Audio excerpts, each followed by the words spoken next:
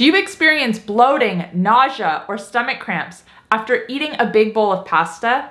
If so, you might be gluten intolerant or carbohydrate intolerant. Now, I just want to say that gluten intolerance and carbohydrate intolerance are two entirely different things, although the symptoms can often look similar.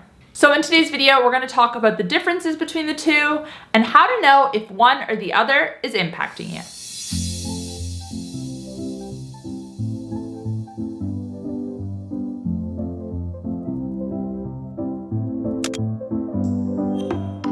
Hey guys, welcome back to my channel. If you're new here, my name is Kate. I'm a certified health and nutrition coach. I post videos here on YouTube twice a week talking all things insulin resistance, weight loss, sleep, and more. So if you're ready to take control of your metabolic health, make sure to click that subscribe button. And you can also find me on TikTok and Instagram, where I share new posts every single day. Today's video is sponsored by Squarespace. For everything from websites and online stores to marketing tools and analytics, Squarespace is the all-in-one platform that does it all. Head to squarespace.com/healthcoachkate to start your free trial today. Let's start off by talking about what carbohydrate intolerance and gluten intolerance are and what causes them. Because unfortunately, a lot of the times these conditions are dismissed, although they are becoming more recognized in the medical community.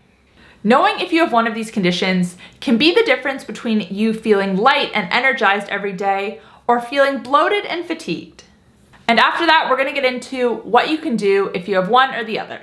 Let's start off with carbohydrate intolerance because this is one that I feel like a lot of people haven't heard about. A carbohydrate intolerance occurs when someone's body isn't able to break down carbohydrates efficiently. Oftentimes, this is due to a deficiency in the enzyme amylase.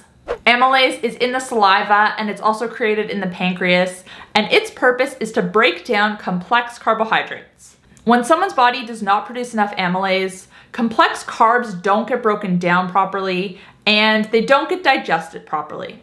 The reason a carbohydrate intolerance causes bloating is because the carbs end up sitting in the stomach or intestine longer than they should and they start to ferment. This leads to gas and bloating. A lot of people with a carb intolerance also experience what they refer to as a gurgly belly, and oftentimes they experience abdominal cramps after eating. Nausea is another symptom due to the carbohydrates being left in the stomach for longer than they should. And it can also lead to an increase in hunger and cravings because your body isn't able to break down the carbohydrates efficiently. It's not able to access that energy. So basically it's looking for more and it signals you to eat and gives you cravings. It can also cause fatigue because again, your body isn't able to break down the carbs and utilize them for energy, which can also lead to brain fog. So if you experience one or many of these symptoms after eating a meal high in carbohydrates, you might be carb intolerant. And I just want to point out that amylase helps to break down complex carbohydrates. So things such as pasta and potatoes, these are starches. They need to be broken down into glucose. But if you consume simple carbs, you're not going to experience the side effects. They are already broken down and don't need to be broken down further. And I'm not trying to make a case for why you should eat simple carbs. I'm simply saying that if you're trying to figure out if you're carb intolerant and you're only experiencing the side effects after eating certain carb-rich foods, that could be why. But what causes someone to have an amylase deficiency?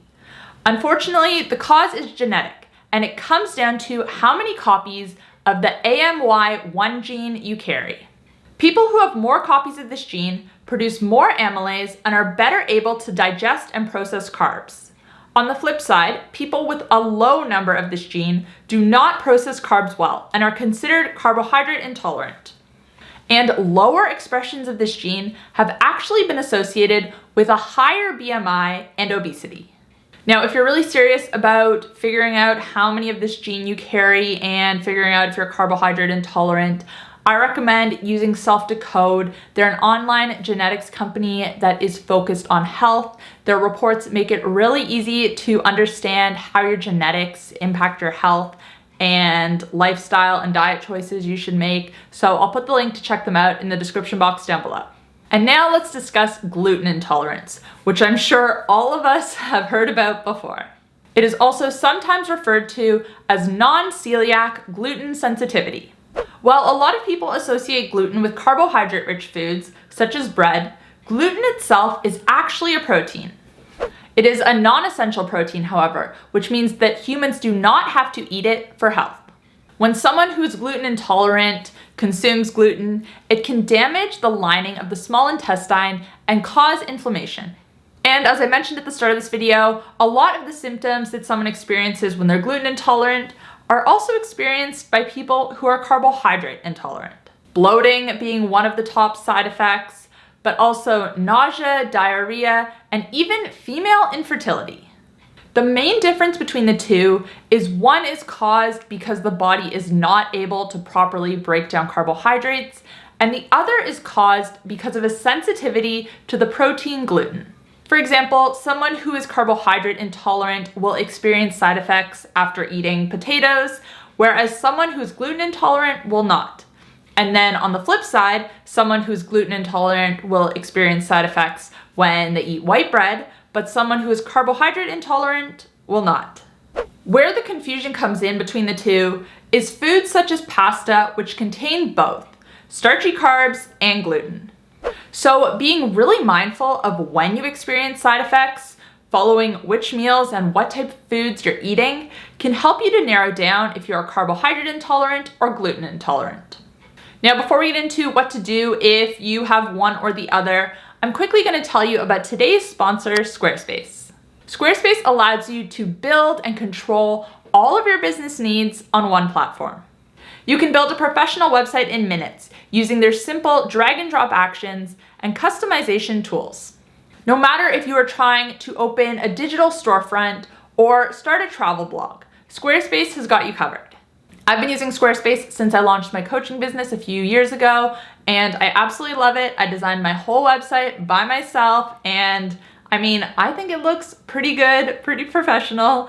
It's so easy to customize, as I said, whenever I feel like changing anything up, super easy to do. And right now you can start a free trial with Squarespace without having to enter your credit card details or anything by heading to squarespace.com/healthcoachkate. So you can build your whole website, play around with everything, see how you like it, and when you love it and decide to launch, use code HealthCoachKate to save 10% off your first order. Thank you again to Squarespace for sponsoring this video. So if you're carbohydrate intolerant, you have a few options. Obviously, opting for a lower carb diet and lower in complex carbs especially will provide you more relief day to day. Or even splitting up your carbs throughout the day so you're not consuming them all at once, because it's not as though your body isn't able to produce amylase, it's just not able to produce as much. There are also amylase supplements which you can buy, which are another option if you know you're going to consume a meal that is high in starchy carbs. Now, if you're gluten intolerant, unfortunately, all you can really do is avoid gluten as much as possible. Learn which foods contain gluten and avoid them as much as you can. And I just want to say, be mindful that just because something is labeled gluten-free doesn't mean it's healthier. A lot of times these gluten-free products are filled with so many weird ingredients, with vegetable oils, with fillers, with thickeners, things that are going to impact your health negatively in other ways. So just be mindful. Anyways, guys, that's all I have for you today. Let me know in the comment section down below if this video changed your perspective on carb intolerance and gluten intolerance. Maybe you thought you were gluten intolerant before and now you're questioning whether you might just be carbohydrate intolerant. Let me know down below. I love chatting with you guys in the comment section. And before you go, remember to check out Squarespace. The link will be in the description box down below.